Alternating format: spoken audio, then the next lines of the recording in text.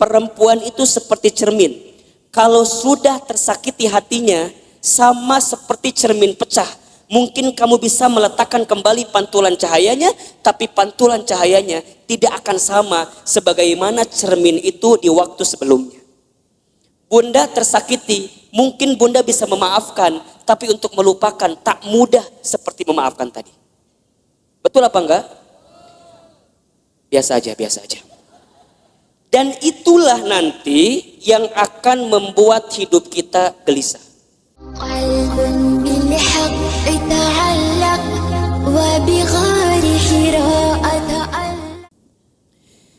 Bismillahirrahmanirrahim.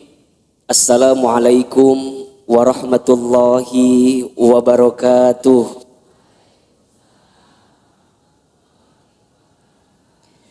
Mudah-mudahan yang jawab salam semangat panjang umurnya.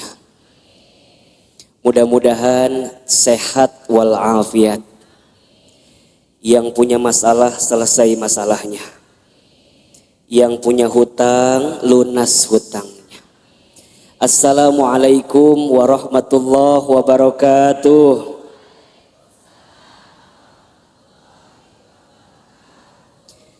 Alhamdulillahi rabbil alamin.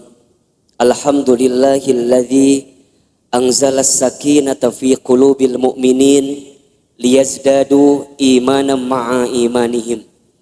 Ashhadu an la ilaha illallah wa ashhadu anna Muhammadan abduhu wa rasuluh. Allahumma salli wa sallim ala rasulillahi Muhammadin sallallahu alaihi wasallam wa ala alihi wa ashabihi wa man tabi'ahum bi ihsanin ila yaumiddin. Rabbi a'udzubika min hamadatis syayatin wa a'udzubika rabbi ay yahdurun. Subhanaka la ilma lana illa ma 'allamtana innaka antal alimul hakim. La haula wala quwata illa billahil aliyyil azim. Seluruh pengurus Majelis Taklim Samara dan pengurus Darul Quran Bogor yang tidak bisa sebutkan satu persatu, mudah-mudahan kita doakan seluruh pengurus Majelis Taklim ini diberkahi oleh Allah Subhanahu wa taala. Bunda yang dirahmati Allah, apa kabar semuanya pagi hari ini?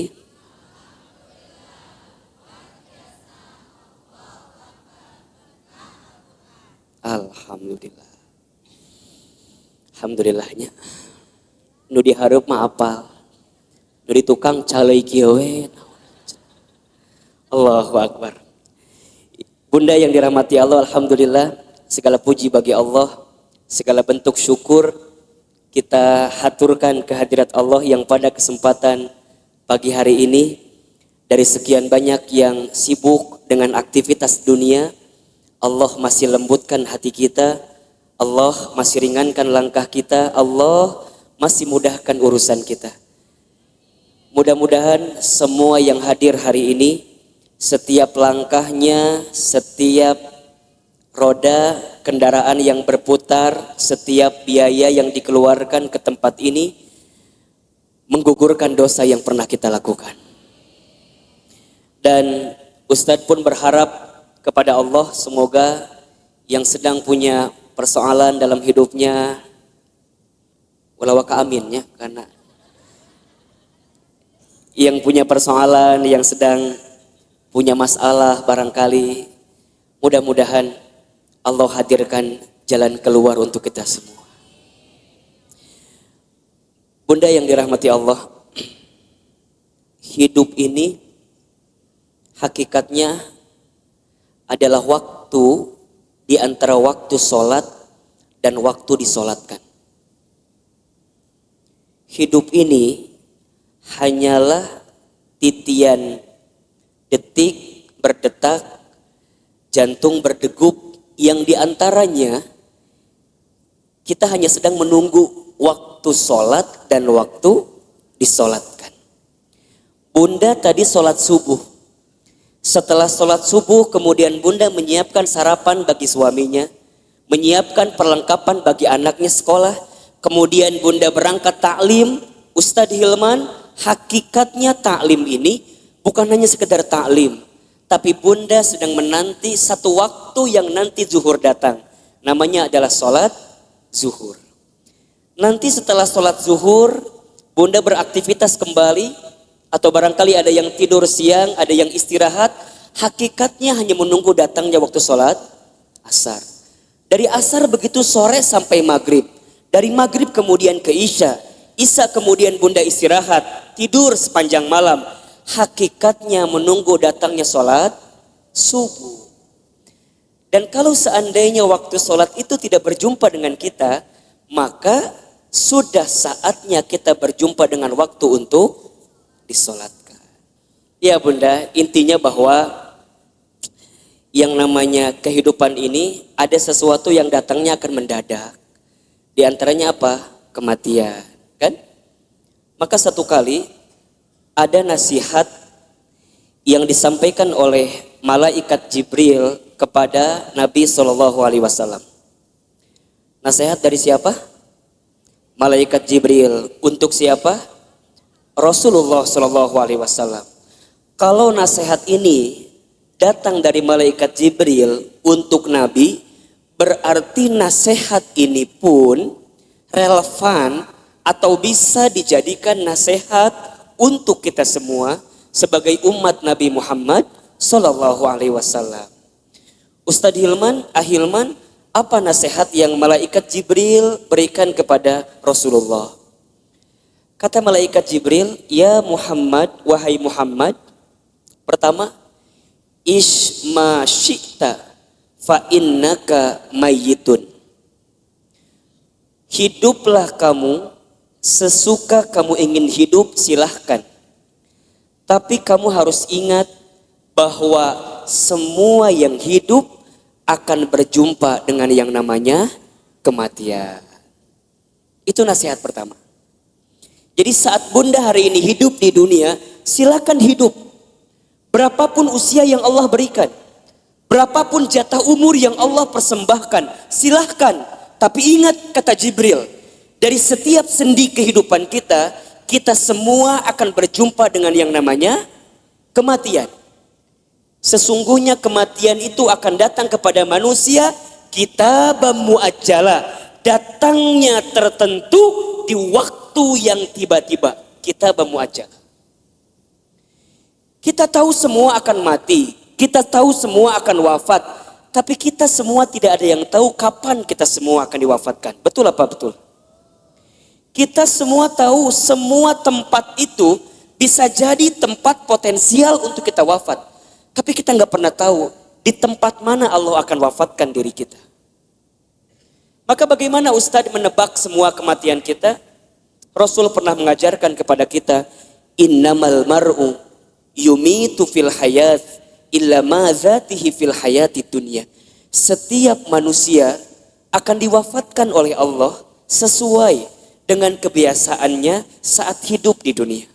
Nah, sekarang bunda yang ada di sini Ustadz akan tanya, yakin nggak kita semua akan mati? Pasti akan mati, betul? Sekarang kalau seandainya bunda wafat di waktu yang lebih dekat daripada kehidupan hari ini, persiapan apa yang sudah bunda lakukan? Hah? Belum ada. Belum ada Ustadz. Iya. Justru bunda datang taklim ini persiapan buat menjelang kematian. Betul apa enggak? Bunda datang ke majelis ilmu ini persiapan buat menjelang kematian. Dan kalau bicara sibuk mah tuh bunda, wajah di dia makan sibuk semua merenan. Sibuk. Naon bunda sibuk naon wae hidup teh. Sok ngumah wadah bener teh. Di rumah banyak gak yang harus kita ngomah wadah pagi hari ini? Tumbukan baju banyak, setrikaan banyak. Ari ibu teh naon sih gawena? Ngumah wadah, setrikaan, masak. Jadi banyak kesibukan kita. Tapi kenapa di antara bunda masih punya waktu, masih punya kesempatan, masih kemudian menyegerakan kebaikan ini, datang ke talim ini. Kemudian barangkali karena hari ini Masya Allah di atas juga penuh sampai keluar-luar, desek-desekan. Kenapa Ustadz mau seperti ini? Karena satu alasannya. kita nggak pernah tahu bekal apa yang akan kita bawa menuju Allah Subhanahu wa taala. Betul apa enggak? Maka bunda yang dirahmati Allah, ini nasihat juga. Kalau bunda sedang down dalam melakukan kebaikan dan agar terus diistiqomahkan dalam kebaikan itu, ingat bisa jadi kebaikan yang kita tunaikan adalah kebaikan terakhir dalam kehidupan kita. Itu aja yang bunda bayangkan. Jadi kalau bunda diajak ngaji, ada rasa-rasa malas, langsung bunda mikir, bisa jadi ini pengajian saya terakhir. Bunda nggak pernah pakai hijab, nggak pernah pakai jilbab. Kemudian tiba-tiba ada yang ngajak bunda pakai jilbab. Bunda jangan mikir, engkewe nges usia 50 tahun. Emang nyampe 50 tahun? Kan kita nggak punya jawaban untuk itu. Jadi kalau ada orang yang ngajak kebaikan, langsung. Karena bisa jadi bab kebaikan yang kita lakukan hari ini adalah yang terakhir. Makanya Nabi itu kalau sholat dengan para sahabat, saat beliau ngimamin, apa kalimatnya? Setelah kalimat istau istaqimu, luruskan safnya, rapihkan safnya, lihat kalimat selanjutnya. As-sholatul muwaddi, sholatlah seakan-akan kamu sholat yang terakhir. Itu aja. Makanya kalau bunda sekarang sedang kesel sama suami misalnya. Halo? Bunda kesel sama suami misalnya. Biar nggak kesel, bayangkan. Bisa jadi bunda teh sama suami waktunya nggak lama lagi. Bener tuh? Jadi kalem we. Isoknya maut suami saya mah. Gitu. Bisa jadi, iya mah bisa jadi. Kan cek Ustadz bisa jadi. Jadi kalau bunda kesel, kehel pisan, ulah kumahanya, iya masa tahun kesel di dia disimpan. Ustadz, aku mah sama suami aku tinggal kehel. Dari kapan? Dari awal nikah juga udah kehel. Nah atuh nikah, teuing Ustadz. Udah bunda, kalau yang sudah bertahun-tahun nih kesel luar biasa, catat baik-baik. Kita itu akan benar-benar merasa kehilangan orang yang kita cintai bukan saat dia masih ada, justru saat dia sudah tidak ada. Catat status di Facebook. Kita akan merasa kehilangan seseorang dalam hidup kita bukan saat dia masih ada, tapi saat dia sudah tidak ada bersama dengan kita. Yang kedua, apa nasihatnya Ustadz? Kata Jibril, wa ahbib man syi'ta fa innaka mufarriquh.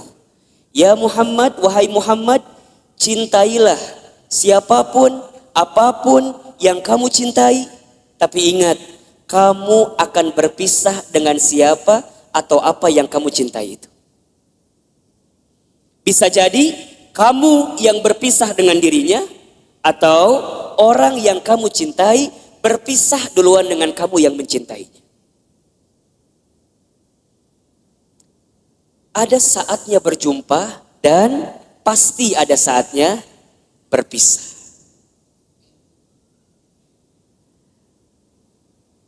Terbayang sama bunda barangkali.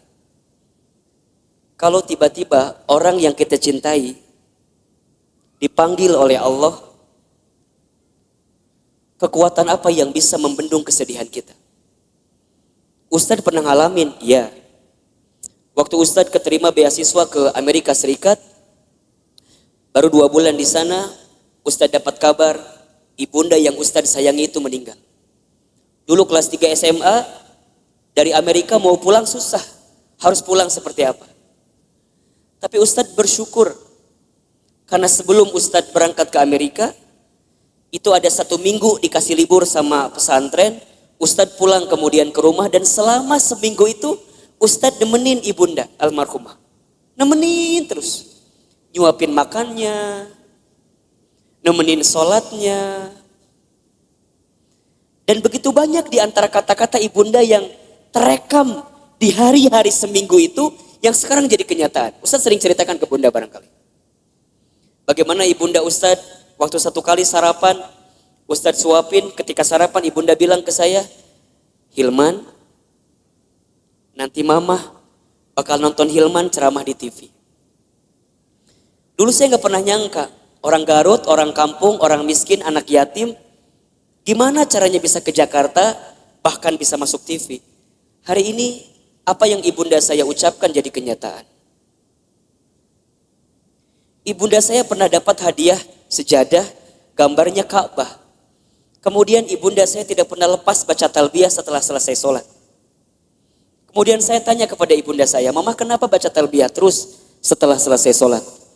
Kata ibunda saya, Hilman, Iman, sambil dipegangin pipi saya, mama itu ingin sekali berangkat ke Baitullah. Kalau mama nggak sempat berangkat ke Baitullah, mama doain Iman bisa bolak-balik ke Baitullah. Hari ini, saya pengen berangkat ke Baitullah kapanpun terserah kita.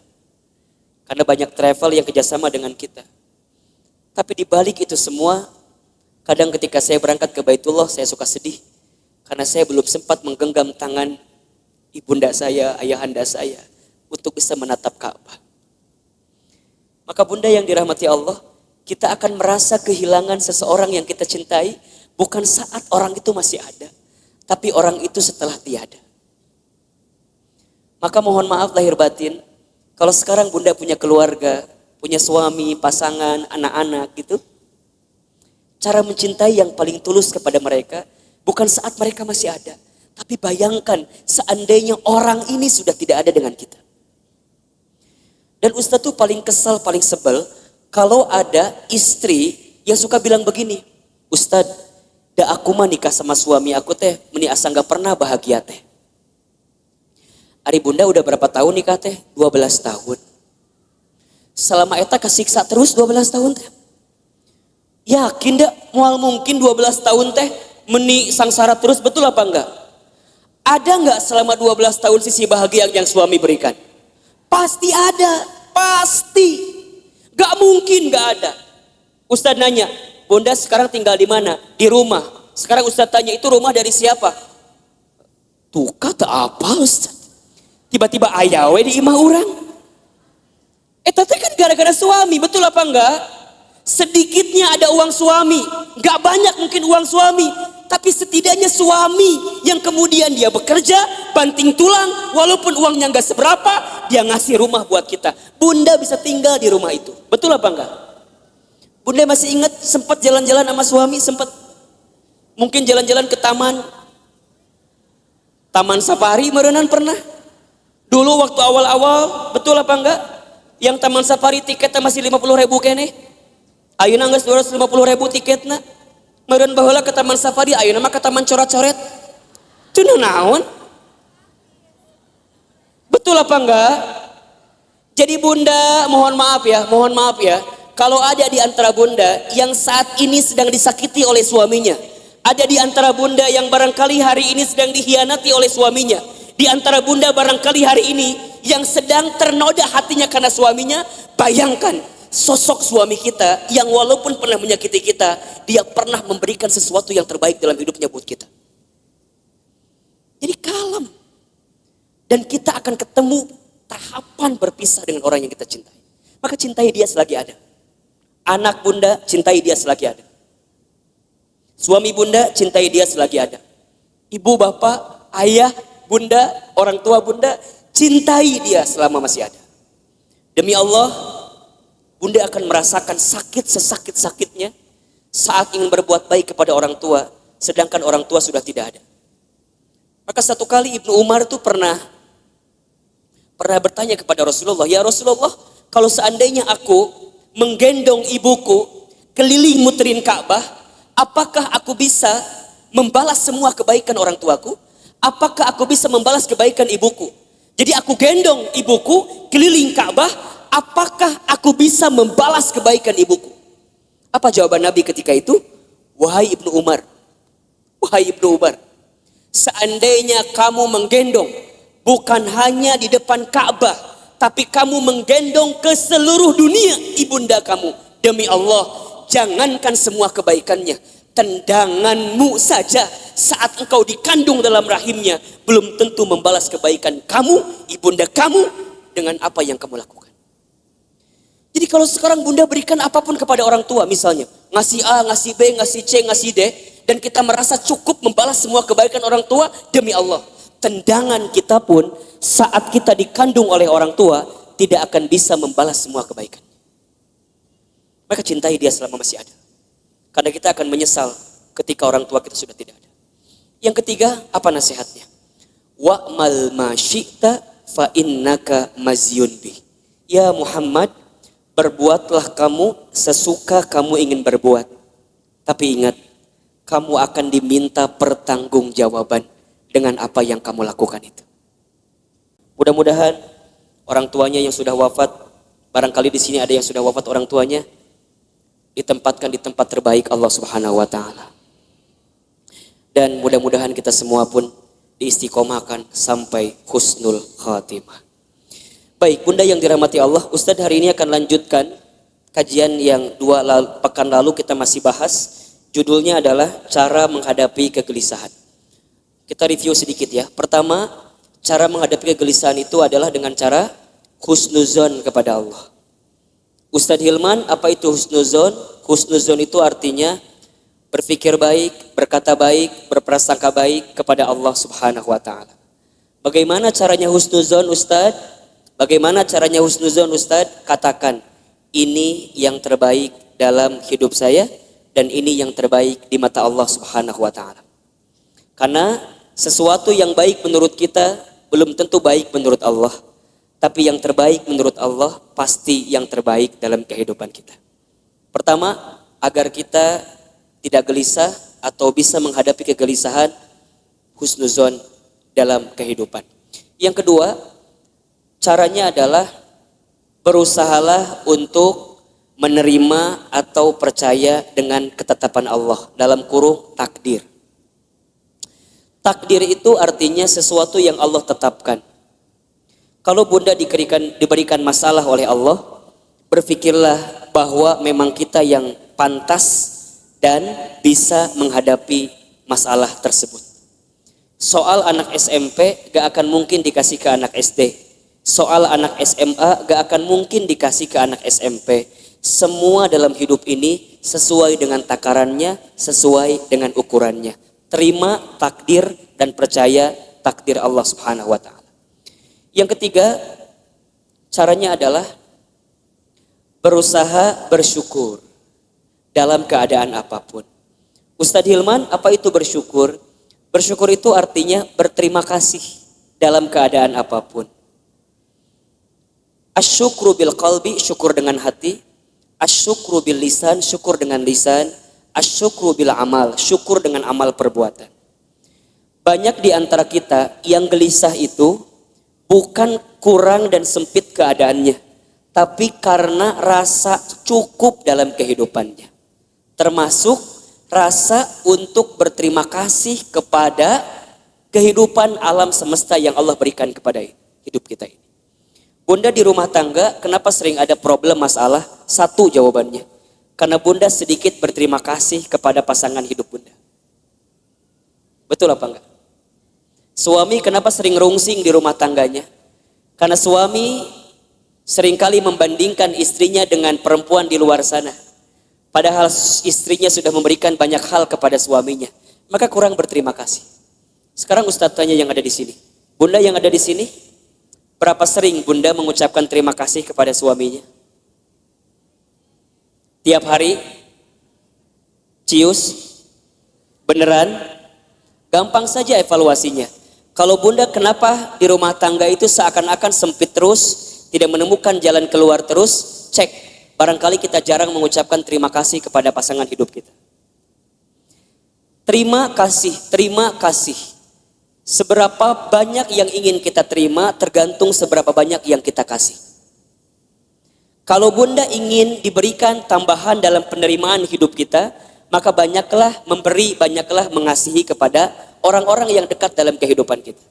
Sama suami katakan, ayah terima kasih sudah mau jadi suami saya.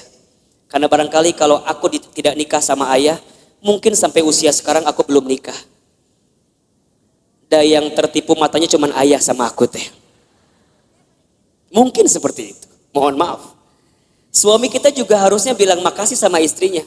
Karena barangkali kalau kita dulu nggak nikah sama suami yang sekarang itu, betul? Mungkin kita akan nikah dengan yang lain, yang lebih prospek daripada suami orang lu jelas teh ayeuna. Tapi Allah yang memilihkan kita sampai pada tahapan seperti ini. Maka banyak-banyak berterima kasih. Sama anak, bunda sama anak jangan minta dihargai. Kakak, mama tuh capek ngurus kamu. Dari kecil ngebesarin kamu. Coba hargai mama. Kata anak, berapa harganya mah? Kan gitu jawabannya.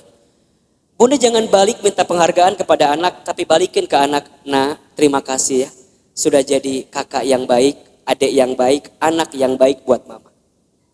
Berharga banget itu anak kita bunda. Investasi akhirat yang tidak akan pernah terputus adalah anak kita. Makanya mohon maaf, Ustadz mah suka bilang begini, kalau bunda punya anak, kemudian ada pengeluaran buat anak, jangan pernah menyebutkan biaya, tapi sebutkan itu investasi. Apa bedanya Ustadz? Kalau biaya itu habis, bunda keluarkan habis, tapi kalau investasi bunda keluarkan balik lagi buat bunda. Makanya kalau buat anak jangan bilang, Ustadz biaya anak teh besar, jangan, itu salah. Kalau biaya anak bunda keluarkan habis, gak balik lagi ke bunda.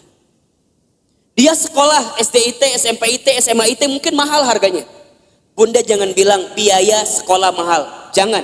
Bunda katakan investasi sekolah anak saya mahal. Ingat, setiap yang mahal kita keluarkan pasti returnnya pun akan tinggi. Betul apa enggak? Kan ada rumusnya dalam bisnis. Betul apa enggak? High risk, high return. Besar resikonya, besar penerimaannya. Berat keluarnya, maka akan tinggi juga keuntungan yang kita dapatkan. Pertanyaan Ustadz, sudah seberapa besar investasi yang bunda berikan untuk anak bunda? Sehingga saat bunda tiada, anak bunda jadi investasi terbaik yang akan memberikan kebaikan dalam kehidupan bunda. Kalau bunda masih hitung-hitungan dengan anak, mohon maaf. Kalau bunda masih hitung-hitungan dengan anak, mohon maaf. Karena pada bab selanjutnya, Allah pun akan hitung-hitungan dengan apa yang diberikan ke dalam kehidupan kita. Catat baik-baik ya. Catat baik-baik ya. Rezeki itu tidak akan pernah habis saat kita memberi yang terbaik untuk keluarga kita. Rezeki kita tidak akan pernah habis saat kita memberikan nafkah yang terbaik bagi keluarga kita. Maka lihat kalimatnya, nafkah. Nafkah itu sama dengan kalimat infak. Asal katanya dari kalimat nafako atau infako, sama. Apa artinya? Sesuatu yang kita berikan dalam hal materi yang akan kembali dalam kehidupan kita. Nah, itu infak. Makanya para suami, mohon maaf ya, para suami di luar sana, ini Ustadz bicara ke kamera. Emang ada suami di belakang? Emang ada di sini yang tiba-tiba pakai jilbab itu suami? Nggak ada kan? Para suami, mohon maaf, kalau antum mau ditinggikan derajatnya, mau bertambah rezekinya, jangan pernah hitung-hitungan ngasih sama istrinya. Catat. Jangan minta diulangi pohodei Ustaz. Para suami, para ayah, kalau kita ingin ditinggikan derajatnya, dimudahkan rezekinya, maka jangan pernah pelit kepada istrinya.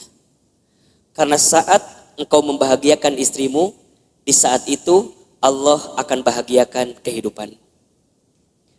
Ustadz percaya sekali bahwa suami yang baik sama istrinya, kemudian istrinya bahagia karena kehidupannya, istri bahagia itu menentukan rezeki suami. Makin bahagia istrinya, maka makin mudah rezeki suaminya. Cius. Benar. Bunda tanyain istri saya. Tanya nanti kalau ketemu. Teh Lina, bahagia nggak punya suami kayak Ahilman? Tanya. Nggak tahu atuh, tanya ku ibu. Engke kalau ibu ketemu sama Teh Lina, ibu tanya. Ustadz mah sangat meyakini bunda, Sekarang banyak keajaiban rezeki dalam diri Ustadz itu bukan semata-mata karena Ustadz, bukan. Saya mah tuh apa daya lah, jangan kihungkul lah. Ya ginilah apa gitu kita mah. Betul nggak? Semua kebaikan datang hinggap kepada kita karena ada magnet yang kuat. Magnetnya adalah istri kita. Kebayangkan, itu teh baru satu istrinya. Hah? Naon ieu teh? Ada yang salah Ustaz sampaikan? Emang Ustaz ngomong naon tadi teh? Iya, itu teh baru satu doa dari istrinya. Kebayang gak kalau doanya banyak? Yang banyak bukan istrinya, bukan. Doanya. Satu istri tapi mendoakan banyak, itu bagus. Daripada istri banyak gak saling mendoakan, malah saling berantem. Itu gak bagus. Betul apa enggak? Yang lebih bagus istrinya banyak, doanya banyak. Enggak. Jangan kan? Jangan. Nah jadi Bunda Nuri wah. Cemburu. Benar Bunda. Dan sama, Bunda juga sama. Saat jadi istri, jangan pernah meminta sesuatu di luar kemampuan suaminya. Disebutkan dalam hadis, begitu banyak perempuan yang menempati tempat di dalam api neraka. Kenapa? Karena ingat, bukan karena kurang sholatnya, bukan. Bukan karena kurang baca Quran, bukan. Bukan karena kurang zikirnya, bukan. Tapi karena mereka saat jadi istri kurang bisa menerima apa yang suaminya berikan. Halo, jelas tidak? Jadi dua nana kudu seimbang. Suami jangan pelit, istri jangan minta sesuatu di luar kemampuan suaminya. Yang terjadi kadang dua-dua nana rumah tangga teh, suamina pelit, istrina teu mikir gitu. Ustadz, gimana kalau suami aku teh sebenarnya ada uangnya teh, tapi meni pelit pisan. Ada nggak yang kayak gitu? Nu mana istrina? Coba kita selamatkan dalam kebaikan. Insya Allah enggak kan? Ustadz kalau begitu boleh enggak seorang istri ngambil uang dari suaminya?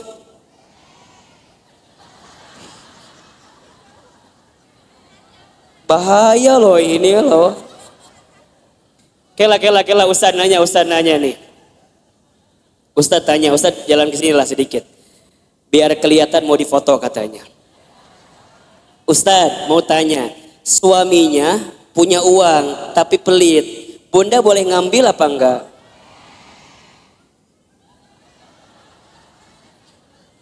Kata siapa itu teh? Bunda catat ya, kalau suaminya pelit kemudian dia nggak pernah ngasih kepada kita padahal uangnya ada, maka Bunda boleh mengambilnya dengan can beres asik langsung. Tah cek Ustad mah eta nu jadi salah teh. Ku Bunda si Ustad sok dipotong materina teh. Bunda boleh mengambil dengan syarat tertentu. Ingat ya, ini bicara bab fikih. Contoh ya. Jadi kalau suami pelit, uangnya ada tapi nggak ngasih ke Bunda, Bunda boleh ngambil dengan syarat tertentu. Satu, Bunda ambil sesuai dengan kebutuhan keluarga. Satu, ingat ya, bukan kebutuhan Bunda, kebutuhan keluarga. Jelas kira-kira? Uang dapur kebutuhan Bunda atau kebutuhan keluarga? Baik, uang pembantu kebutuhan Bunda atau keluarga? Bunda beli tas baru new arrival di Botani, kebutuhan keluarga atau kebutuhan Bunda?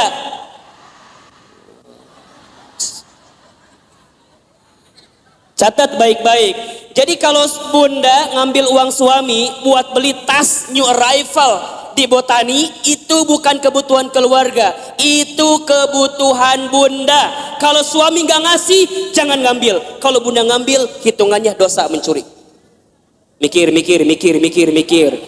Berapa rupiah yang sudah bunda ambil? Pikir. Suami pelit, ada uangnya, bunda ambil buat beli make up. Boleh apa enggak? Boleh, asalkan suami senang dengan make up yang bunda kenakan. Lamun bunda beli make up, tok cek suami teh, reka mana gaya? Misalnya suami nggak nerima dengan apa yang diambil karena make upnya, mohon maaf, bunda harus bilang sama suami. Ini bab penting tentang keuangan bunda. Contoh topik lain Ustadz biar bunda paham. Kalau bunda punya hutang, suami harus membayarkan atau tidak? Kalau suami punya hutang, bunda kudu bayarkan atau henteu? Cukup membingungkan.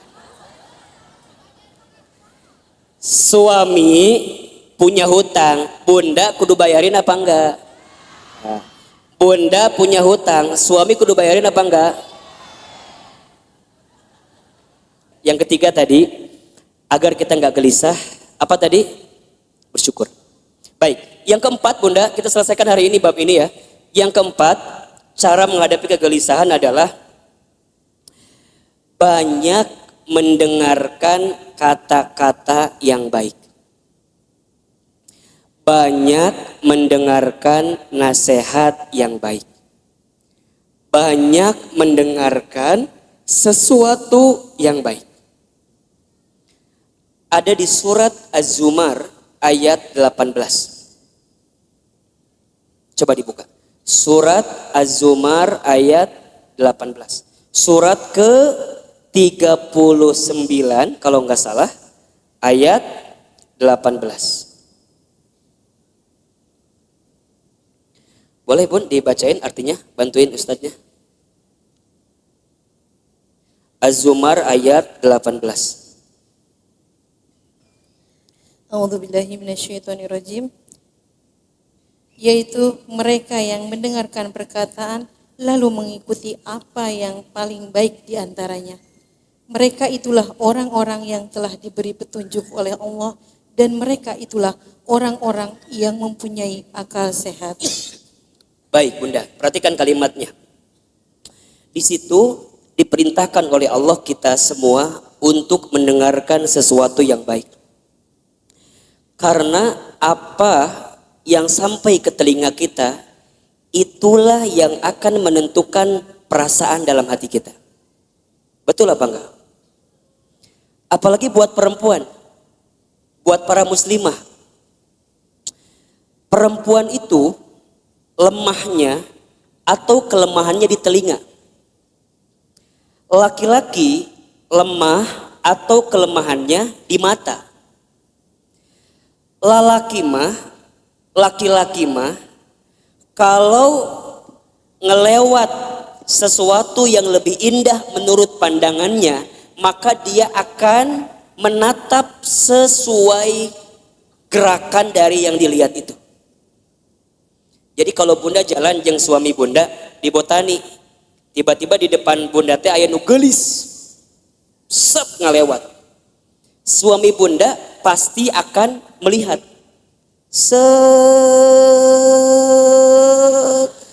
gitu. Biasanya pandangannya sesuai dengan arah kemana dia berjalan. Jadi kalau bunda jalan sama suami, kemudian suaminya begitu lihat yang indah-indah, pada tahapan pertama biarkan saja, berarti wajar, normal. Tapi lamun keterlaluan, kemana panon eta, eta gitu. Jadi kalau set sekali itu wajar, memang nalurinya begitu laki-laki. Tapi kalau perempuan itu lemahnya di telinga. Makanya hati-hati bunda dengan kalimat-kalimat yang negatif yang datang dalam kehidupan kita. Itu yang bisa membuat kegelisahan dalam hidup kita. Contoh, bunda teh punya teman. Pertama begini, Cik Ida, sini.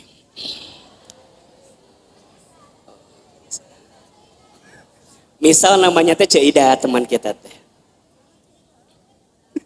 Nungguin Cik Ida pasti ya tadi teh. Misalnya Bunda teh cerita sama teman Bunda, siapa namanya? Cik Ida. Cik Ida dulu. Sini. Bunda teh cerita apa? Gini ceritanya.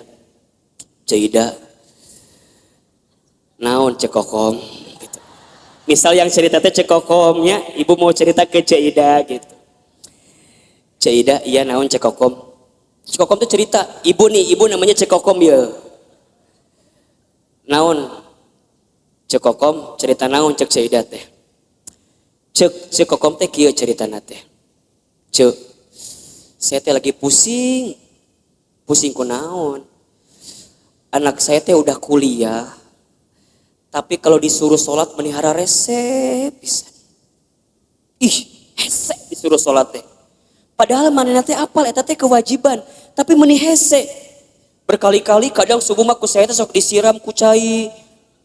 Kadang sok dibuat ieu gempa susulan, da beh hudang teh gitu. Tapi meuni hese dihudangkeun teh. Kadang-kadang aku tuh suka merasa bersalah. Aku teh ngaji tapi anak aku mending susah diajak sholat teh. Cek Kokom cerita sama siapa? Cik Ida. Karena Cik Ida teh bagus, teman yang baik, maka lihat jawabannya. Cek Kokom, iya Cik Ida gitu. Cek, kamu mah syukur udah punya anak selesai kuliah. Iya tapi kan sholat melihara rese. Cek, doain aja. Doain kumaha sih? Doain. Dan kita nggak pernah tahu kan, barangkali dia teh berubah, bukan sekarang, tapi bisa jadi nanti saat Cek Kokom geus eueuh. Jadi mana yang nggak doakan orang maut ya teh? Lain, kieu Cek Kokom maksud saya teh, ece teh kudu husnuzon, ece teh kudu berkata-kata baik. Dan aku juga dulu gitu. Aku waktu SMA, ibu aku teh nyuruh aku sholat, aku teh hararese. Tapi alhamdulillah pelan-pelan saat ibu aku sudah tiada, aku jadi taubat, aku jadi mikir sholatnya menjadi penting. Terus kudu nungguan orang mau heula gitu. Budak orang beh sholat lain. Maksudnya Cek Kokom teh kudu sabar, kudu tenang doakeun, ulah putus asa. Da eta ge kalau kumaha ge budak Cek Kokom. Eta budak Cek Kokom lain. Kan udah Cek Kokom kan eta teh. Jadi Cek Kokom kudu sabar nerimainnya. Semua ada waktunya, semua ada prosesnya. Cek Kokom ulah berhenti mendoakan. Cek Kokom ulah berhenti ngajak. Sok suruh ngaji budak teh. Seida mah disuruh salat ge hese komo ngaji. Pelan-pelan kan ayeuna mah aya YouTube. Sok Cek Kokom teh share ka budak Cek Kokom kumaha eta pahala salat dan segala macamna. Insya Allah doakeun yang terbaik buat anak kita. Coba saya mau tanya, kalau Bunda dengerin kalimat kayak gitu, tenang apa enggak? Tenang. Nuhun Cik Ida, memang you are my best friend ya. Kamu itu adalah teman yang baik buat saya. Sekarang bandingkan, kalau Cek Kokom cerita ke Cek Odah. Cek Odah mah, lamun ngomong teh, tuing, ngaliurkeun ke orang teh. Da kata-katanya teh kurang baik wae. Dia ceritalah sama Cek Odah, Cek Odah, aku teh mau curhat, kenapa? Anak aku teh udah kuliah, tapi titah sholat meni hese. Da Cek Odah teh lamun ngomong teh kitu wae pasti. Cek Kokom, apal teu? Eta teh pasti pangaruh ti suami Cek Kokom. Coba, da moal mungkin budak teh teu sholat lamun bapana sholat. Da eta mah gara-gara suami Cek Kokom teh tara salat. Cek Kokom coba bayangkeun tah suami Cek Kokom. Ustaz mau tanya, tenang atau tambah gelisah? Yang tadi pertama nu kapikiran saha? Anaknya doang, ditambah cerita Cek Odah, tambah siapa? Betul apa enggak? Matakna Bunda di telinga kita kudu difilter. Mana yang kira-kira nggak bikin kita tenang, mana yang kira-kira bikin kita gelisah, tinggalin, pelan-pelan mundur teratur. Kan sok ayahnya, Bunda teh punya teman, kan sok ayah ya, Punya teman yang kalau ketemu dia ngomongnya baik, ada nggak kira-kira? Ada. Tapi ada teman yang kalau ketemu dia teh, orang terbuka masalah oke, gara-gara saya loba masalah jadi kebawa masalah.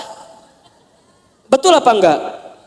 Matakna hati-hati dengan teman-teman yang berkata kurang baik dalam kehidupan kita. Ingat nih, perempuan itu telinganya sangat lemah.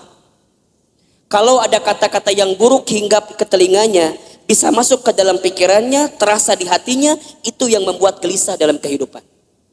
Sekarang Ustadz tanya, kalau bunda sering banyak gelisah, apakah masih ada teman-teman di sekitaran bunda yang kalau bicara seringkali memberikan pengaruh yang buruk dalam kehidupan bunda? Ayah, begitu, tinggalkan liar. Tapi Ustadz jadi benci, bukan jadi benci. Memang ini tahapan selanjutnya untuk menghilangkan kegelisahan.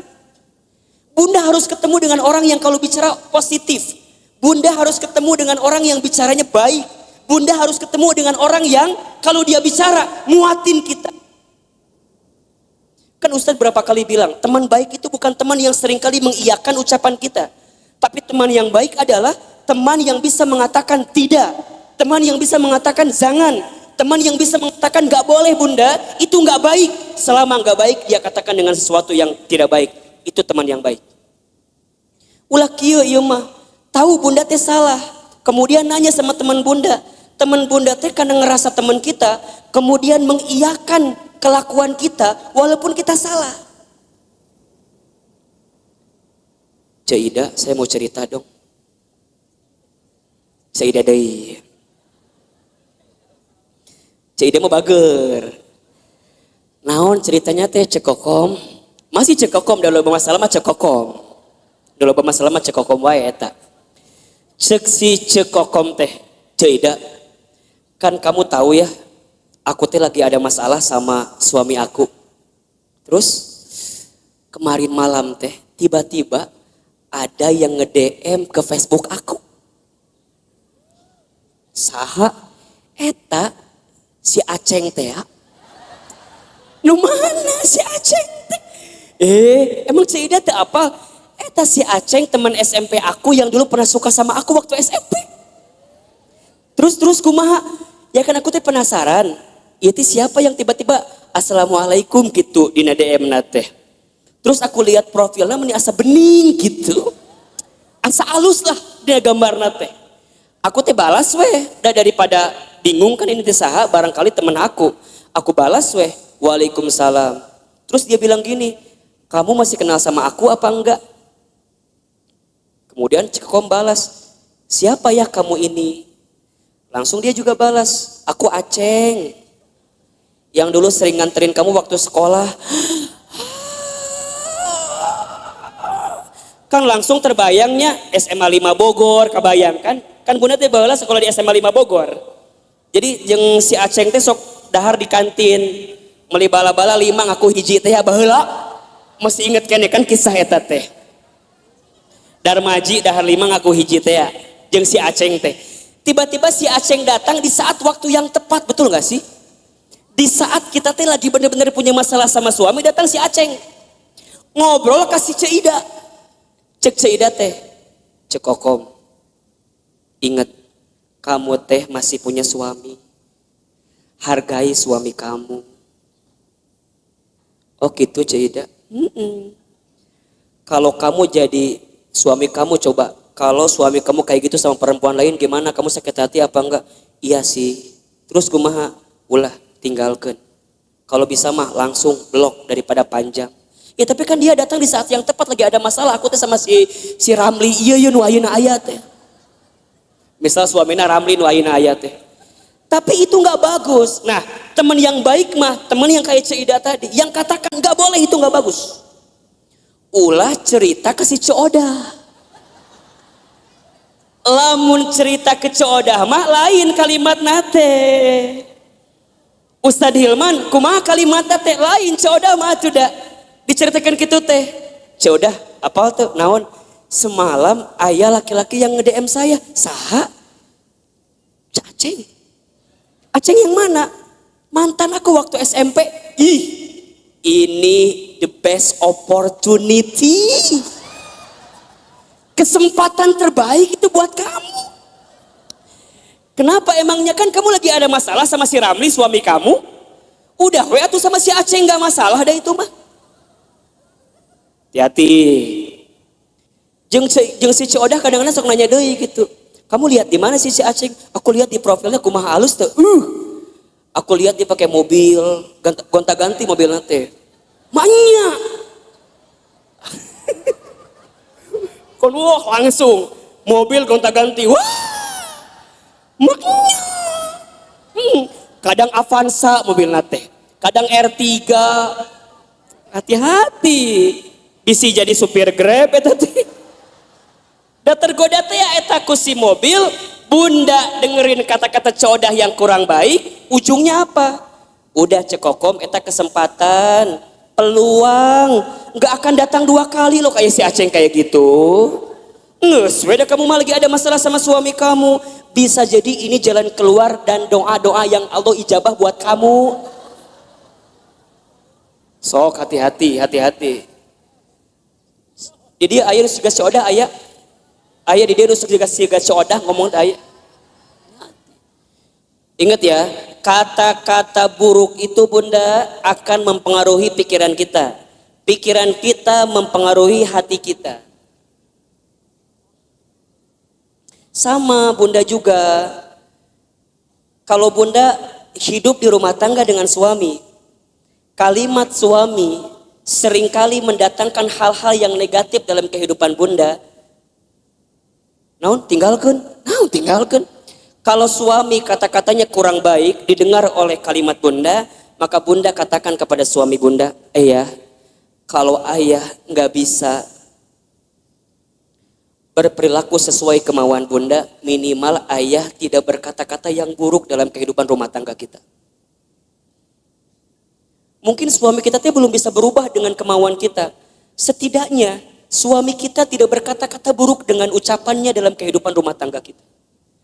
Karena mohon maaf, para istri banyak yang tersakiti hatinya bukan semata-mata karena kelakuan suaminya, tapi lebih banyak karena kata-kata dari siapa? Betul apa enggak? Mungkin kalau sekali ditampar, bisa hilang, selesai. Tapi kalau kata-kata sudah menusuk di hati, itu bertahun-tahun tidak akan pernah bisa bunda lupakan. Betul apa enggak? Terbayang dalam benak kita. Apalagi hati-hati. Hati perempuan itu seperti cermin katanya. Al-mar'atu kal mir'ah. Perempuan itu seperti cermin. Kalau sudah tersakiti hatinya, sama seperti cermin pecah. Mungkin kamu bisa meletakkan kembali pantulan cahayanya, tapi pantulan cahayanya tidak akan sama sebagaimana cermin itu di waktu sebelumnya. Bunda tersakiti, mungkin bunda bisa memaafkan, tapi untuk melupakan tak mudah seperti memaafkan tadi. Betul apa enggak? Biasa aja. Dan itulah nanti yang akan membuat hidup kita gelisah. Makanya nanti ditambah, kalau bunda sudah mendengarkan kata-kata yang baik dan tidak menemukan di orang-orang yang dekat dengan kita, maka bunda temukan kata-kata yang baik itu di tempat majelis ta'lim, majelis ilmu. Makanya Ustadz Hilman mohon maaf ya, kalau bunda barangkali seringkali mendengarkan kajian saya, sangat sedikit sekali kajian saya bicara tentang hal-hal yang mungkin mengusik hal-hal lain. Kemudian nyindir hal-hal yang lain. Saya bicaranya deket-deket aja, deket-deket di sini aja. Saya berusaha untuk menghadirkan kata-kata nasihat yang bijak dalam kehidupan bunda. Buat Ustadz mah bunda nyatat. Kemudian bunda lupa kajian saya, enggak masalah. Karena barangkali catatan hutang lebih banyak daripada catatan kajian saya. Makanya sekali dia datang diingetin lagi, dicas lagi, betul apa enggak? Atau udah kebayang bunda bahwa lagi waktu sekolah yang ada ujiannya, bunda mah jarang belajar, bener enggak? Kadang mau ujian teh pas ulangan pas mau ulangan baru belajar. Kamu ayeuna taklim, eueuh UTS-na eueuh, UAS-na eueuh. Jadi jangan berharap kalau dia akan ngebuka lagi catatannya. Karena yang bunda butuhkan kadang-kadang ketika mendengarkan kalimat-kalimat yang baik, itu tenang ketika menghadapi masalah bunda. Betul apa enggak? Bunda nggak bisa doa sendirian. Kemudian bunda dibimbing untuk berdoa. Dan bunda mendapatkan ketenangan. Kenapa? Karena dengan telinga bunda, bunda mendengarkan ketenangan itu. Makanya mohon maaf lahir batin ya. Kalau bunda sedang punya masalah. Kan kita mah seringkali curhatnya. Bener apa ente? Buat ustadz perempuan curhat itu gak masalah. Karena barangkali buat perempuan itu adalah cara dia menyelesaikan masalah dia. Betul? Kan kadang-kadang bunda mah kalau udah curhatnya jadi agak tenang kan. Dan yang paling hebat mah kadang-kadang curhat manehna solusi oge, manehna oge. Nges beres ngomong baru dia keluarkan solusinya. Ustadz aku begini. Tapi kan aku harusnya begini ya Ustadz ya. Eta jawabannya. Ngomong sorangan jawab sorangan ta eta. Mungkin buat perempuan itu jadi jawaban ya silahkan saja. Tapi alangkah lebih baik kalau bunda sedang ada masalah, bunda temukan seseorang yang ketika dia bicara bisa mengeluarkan kata-kata baik yang menenangkan kehidupan bunda. Misalnya bunda ketemu Ustadz, ulah ngomong kieu, Ustadz aku mau curhat. Ulah, liur ka Ustadzna. Langsung we, Ustadz bisa nasehatin saya apa enggak? Karena tanpa bunda cerita pun Ustadz udah tahu. Dari wajah gak bisa bohong. Nu kieu ya wajah-wajah banyak masalah pas. Nu kieu nih wajah ada masalah sama suaminya kelihatan. Ustadz dari mana kelihatannya? Air mata gak bisa bohong. Betul apa enggak? Air mata itu lebih deras mengalir saat kita tersakiti oleh orang yang dekat dalam kehidupan kita. Air mata, coba Ustadz mau nanya, nangis itu lebih sakit yang mana? Yang terisak-isak atau yang dia menangis pelan sampai dia nggak bisa keluar air matanya saking sedih? Nah, nu mana coba? Dua nana. Bener nggak sih? Kadang-kadang bunda teh mau curhat nggak bisa, pernah nggak kayak gitu tuh? Mau ngomong nggak bisa karena saking sakitnya perasaan kita, pernah nggak kayak begitu? Kan kalau pada bab gitu jadi pusing kan? Misalnya bunda nih janjian sama saya di kantor saya. Di Jalan Azimar 3, kantor teman hijrah. Bunda pernah main ke sana? Nanti main ke sana ya. Kalau ketemu saya syukur, kalau enggak nanti ketemu banyak di sana. Tadi kumaha tadi menangis teh? Oh iya. Oh lebih sakit mana? Menangis yang terisak-isak atau menangis yang air mata keluar tapi mulut nggak bisa bicara?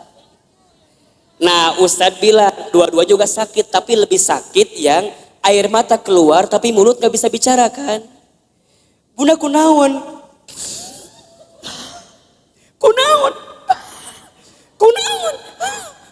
kan liur kan, Ustadz tinggal ke naon ditanya. Oh ternyata Ustadz baru tahu bunda, kalau ada masalah jangan ditanya katanya. Betul apa enggak? Jangan kunaon, jangan, karena perempuan gak akan jawab. Bunda kunaon, gitu bukan Ustadz, gitu kumaha, gitu pokoknya mah. Ustadz ngerti kan? Kumaha coba, orang bisa ngerti kumaha. Oh ternyata bunda, dengan ilmu jadi kebalik.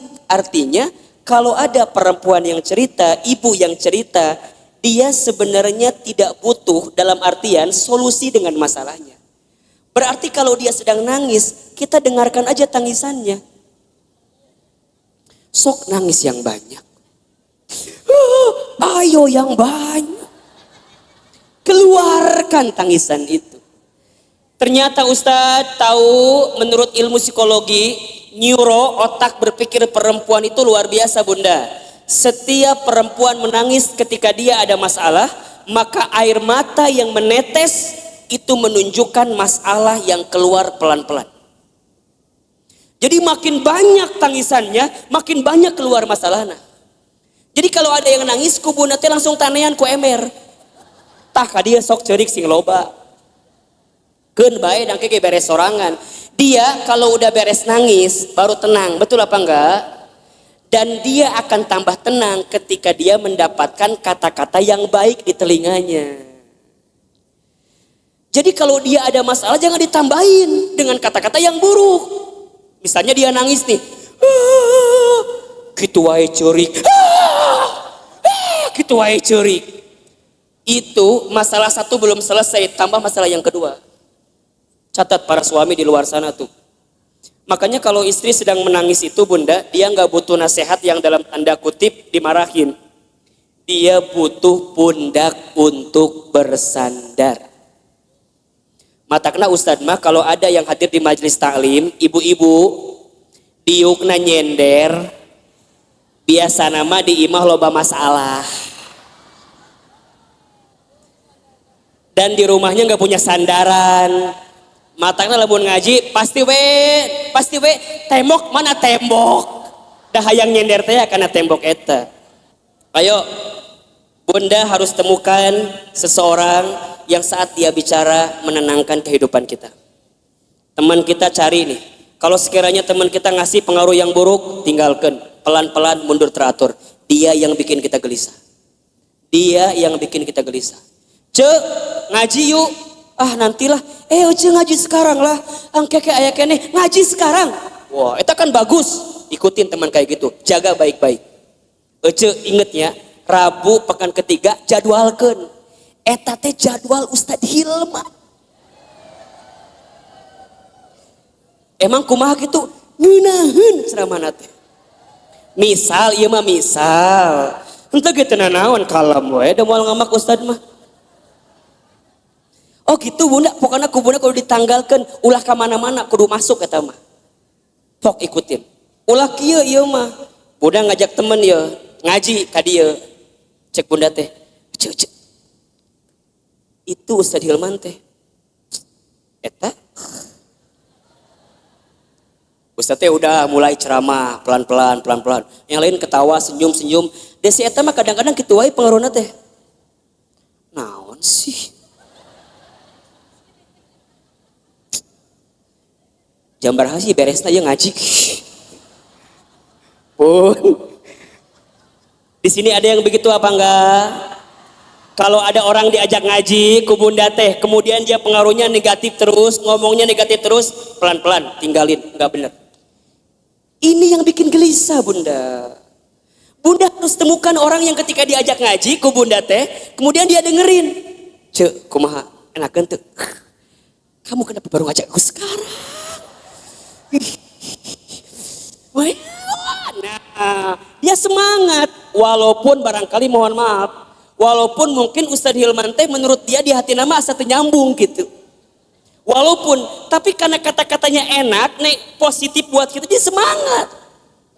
Jadi kata-kata itu, makanya yang keempat nanti cara menghadapi kegelisahan adalah berkata-kata yang baik. Ini berapa ya? Beriringan, mendengar yang baik, berkata-kata yang baik. Salamatul insan fi hifdil lisan. Selamatnya diri manusia tergantung lisannya. Satu peluru hanya bisa nembak satu kepala.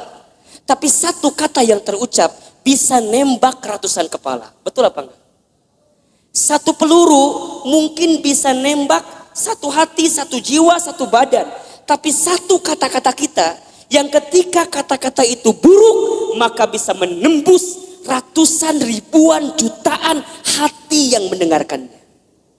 Maka lihat kalimat dalam Al-Quran. Surat Al-Ahzab ayat 70 sampai 71. Jadi setelah perintah mendengarkan yang baik, maka perintah selanjutnya adalah berkata-kata yang baik. Apa ayatnya? Coba bunda baca. Al-Ahzab ayat 70 sampai 71. Nah betul. Ya baca bunda, artinya boleh. Wahai orang-orang yang beriman, bertakwalah kamu kepada Allah dan ucapkanlah perkataan yang benar. Niscaya Allah akan memperbaiki amalan-amalanmu dan mengampuni dosa-dosamu. Dan barang siapa menaati Allah dan Rasulnya, maka sesungguhnya dia menang dengan kemenangan yang agung. Allahu Akbar. Lihat kalimatnya. Ya ayyuhalladzina amanu taqullaha wa qulu qawlan syadida yuslih lakum a'malakum wa yaghfir lakum dunubakum. Kan begitu. Wahai orang-orang yang beriman, bertakwalah kamu kepada Allah dan wa qulu qaulan sadida, berkata-katalah yang baik. Bunda yang dirahmati Allah, satu kali Rasul itu kehilangan istrinya bernama Khadijah. Saat beliau kehilangan Khadijah, selama 3 hari beliau nggak mau keluar rumah. Gak mau keluar rumah. Sampai ada sahabat yang lain yang sempat masuk ke dalam rumahnya. Maka sahabat lain kemudian itu bertanya, ya Rasulullah, kenapa engkau sepeninggal Khadijah tidak mau keluar rumah? Bahkan sudah 3 hari tidak keluar rumah. Kata Rasulullah apa coba? Aku masih terpukul karena kehilangan sosok seperti Khadijah. Kemudian sahabat bertanya, ya Rasulullah, faktor apa, sebab apa yang membuat engkau terpukul sampai engkau tidak mau keluar rumah saat engkau kehilangan Khadijah? Maka Rasul kemudian menjawab, wahai sahabatku, aku sudah menikah bersama dengan Khadijah selama berapa tahun? Tahu nggak? 25 tahun atau mungkin Rasul kehilangan Khadijah di usia 53 tahun. Beliau menikah usia 25, kemudian kehilangan usia 53, berarti berapa tahun itu? 28 tahun, berarti berumah tangga selama 28 tahun. Apa jawaban Nabi ketika itu? Apa yang membuat engkau begitu dalam ketika kehilangan Khadijah? Karena saat aku bersama dengan Khadijah selama 28 tahun, aku tidak pernah mendengarkan kata-kata yang keluar dari mulut Khadijah kecuali semua kata-katanya memberikan ketenangan dalam hidupku.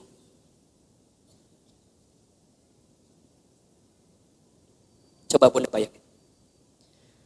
Aku tidak pernah mendengarkan kata-kata yang keluar dari Khadijah kecuali semuanya memberikan ketenangan dalam hidupku. Sekarang Ustaz tanya, Bunda di rumah tangga punya suami. Suami Bunda kalau mendengar kata-kata Bunda tambah masalah, hilang masalah. Ulangi.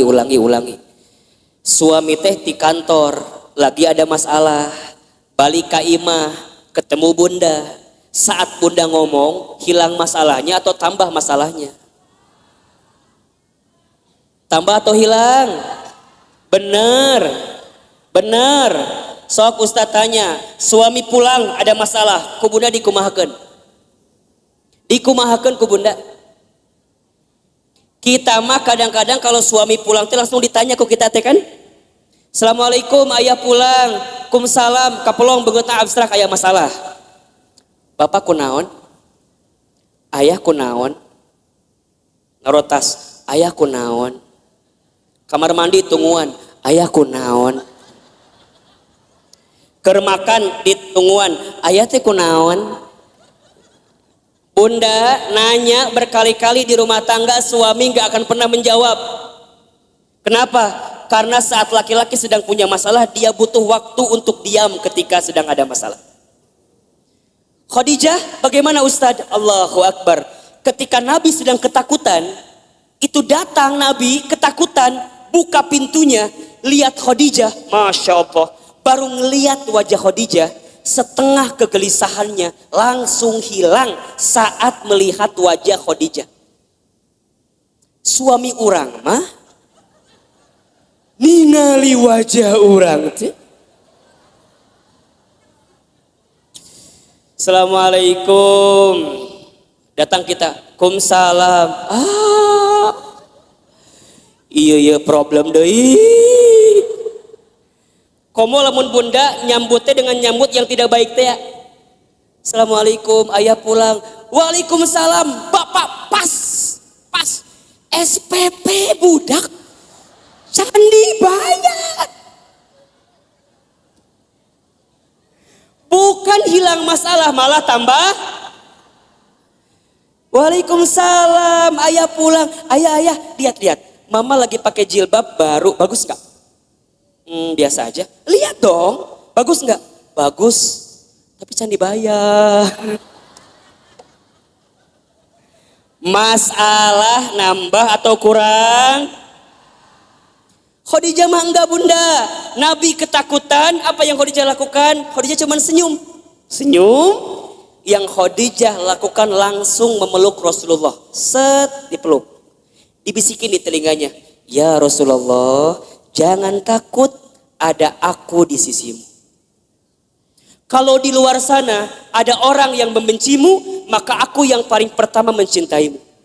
Kalau di luar sana ada yang menyakitimu, maka aku yang pertama kali membelamu. Tuh, lihat.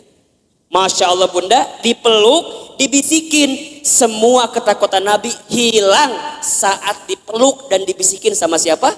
Khadijah. Matakna bunda belajar dong sama Khadijah. Iya mah harapan hayang suami siga Rasulullah. Orangnya cek siga Khadijah. Cik atuh mikir mah nya gitu. Jadi kumaha Ustad? Nanti kalau suami pulang ada masalah langsung ulah loba nanya. Langsung we. Assalamualaikum, ayah pulang, kelihatan ada masalah langsung. Ayah. Tatap ibu teh langsung. Set. Langsung.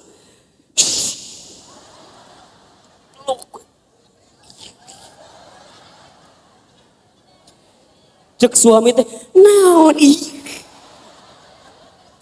Ibu, kalau suami berontak, lebih kuat ibu kencengannya. Ulah dia.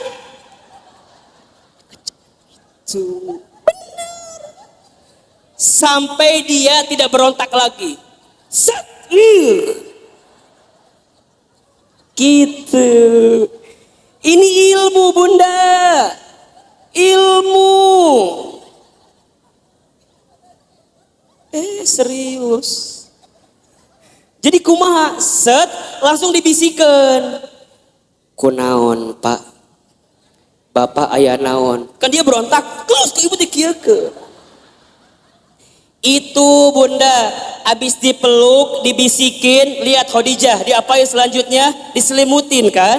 Kemudian diselimutin, kemudian baru dia wudhu, selesai hilang masalahnya. Berkata-kata yang baik, mendengarkan yang baik-baik, gelisah hilang dalam kehidupan kita. Jadi kalau sekarang bunda masih gelisah, bisa jadi penyebabnya yang seringkali bunda dengarkan adalah kata-kata negatif, dan yang seringkali bunda ucapkan kata-kata yang negatif, itu yang bikin gelisah. Mulai hari ini gak boleh lagi mendengarkan kata-kata yang buruk. Kalau sekiranya negatif, sekiranya buruk, lebih baik menghindar. Itu yang menjadi penyebab kegelisahan dalam kehidupan kita. Bunda, kalau ketemu masalah sama suami, temukan jalan keluarnya. Dengarkan nasihat yang baik-baik. Jangan yang ngerunyumin. Bunda, kalau sedang gelisah, jangan berkata-kata yang buruk. Saat kita berkata-kata buruk, saat kita mendengarkan yang gelisah, maka di saat yang sama, kita sedang menambah kegelisahan dalam kehidupan kita. Maka nanti yang terakhir bunda, cara menghadapi kegelisahan adalah sibuklah dengan beramal soleh. Nah, sibuklah dengan beramal soleh. Catat ya, amal itu ada 3. 1, ada amal soleh. 2, ada amal ibadah. 3, ada amal jariah. 1 apa? Amal soleh. 2, amal ibadah. 3, amal jariah. Ahilman, Ustadz Hilman, apa perbedaannya? Amal soleh itu artinya semua perkataan atau perbuatan yang disukai dan diridhoi oleh Allah. Itu amal soleh. Saya ulangi. Amal soleh itu semua perkataan atau perbuatan yang disukai oleh Allah dan diridhoi oleh Allah. Yang kedua, ada amal ibadah. Amal ibadah itu artinya semua aktivitas yang diniatkan untuk Allah dengan teknis dan aturan.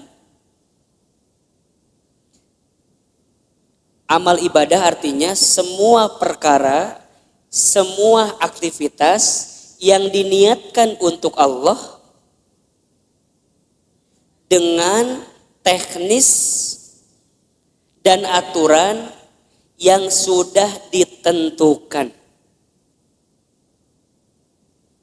Paham? Oke. Yang ketiga ada amal jariyah. Amal jariyah itu semua perkara yang bermanfaat yang dilakukan saat kita hidup dan masih bermanfaat walaupun kita sudah wafat. Jelas?